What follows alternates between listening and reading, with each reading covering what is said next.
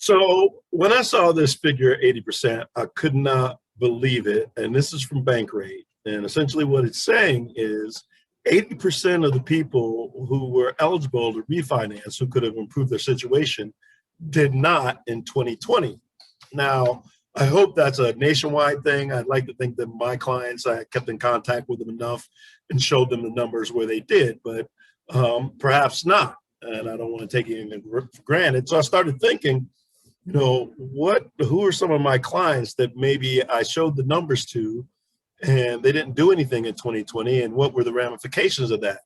I can't, obviously for privacy reasons, I can't use the names of my clients, but I went back to clients that I had in March of 2020. And besides the COVID happening, there was a spike in interest rates. So with them, I told them that the rates were a little higher than they would be later in the spring. And then I followed up in the spring, showed them the numbers, and they still didn't make a move. Now, I've learned that in this business, my job isn't to convince anybody of anything. It's just to show them as a mortgage advisor what the options are and what the pluses or minuses.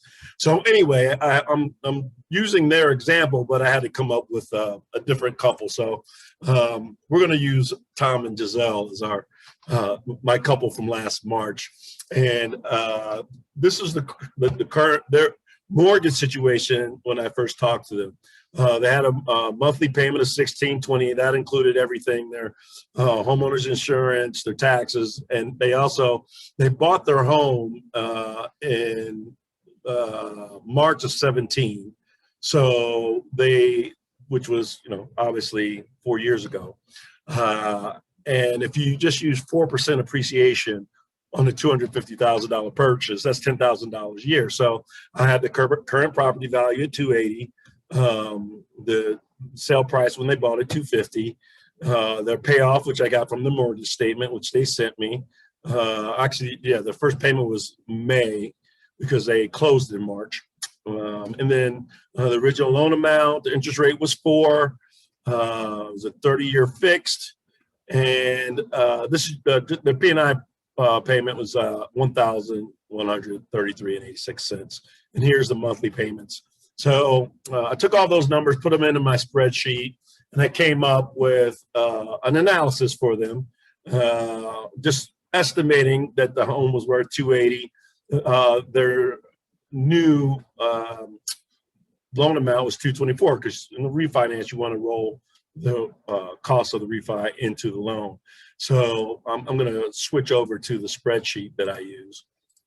And this is the interest rate was 3.375, which was only 0.625 lower than where they were. And a lot of times you'll hear, well, it has to be a point. And I think someone got in their ear and said, if you don't, reduce your interest rate at least 1%, it's just not worth it. But every loan is different. Every person's situation is different. So we were able, because we weren't sure we would get the right appraised value, and they'd done 5% down, and they had mortgage insurance, which is another reason for them to refinance. So the rate would have been probably 3.25, but I went a little higher to give them some lender credit to make sure they didn't have to bring any money to the table, or if at all any. So that reduced their payment to $1,353, which is a reduction of $358 a month. Or I'm sorry, that was what they were getting back, actually, $358 from the transaction, and difference in payment was $267. So the simple math tells you that if you do 267, save yourself, and this is just the same numbers I was just showing you, but in the PowerPoint. 267 a month, you multiply that by a year, that's $3,204 that is real money that is saved and in your pocket. And when you think about COVID and what it did for some people, that number, I don't care who you are, that'd be a nice amount to have in your pocket for a year's worth of savings. And then the other thing that I had shown them, and what I wanted to see, okay, so they didn't do it in 2020. What was the other disadvantage other than the 3,000 they lost? Well, interest in MI, because they had a mortgage insurance. We would have been able to take them out of MI, reduce their payment by $267. And so you see that they have paid less interest in MI they would have if they had refinanced. So, you know, again, my job is just to show the numbers. I can't force anybody to do anything, but that seems like it would have been pretty advantageous. So when I think about some of the people that didn't make a move, that's what was kind of gnawing at me. I'm like, what are the real numbers?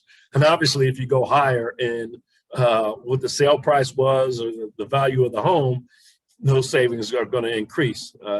So if you thought about refinancing in 2020 and didn't, which again, 80% of the people who had an opportunity did not, and there's many reasons to do it. It could be to just lower your rate, or to get out of MI, do some home improvements, or set up some type of investment fund.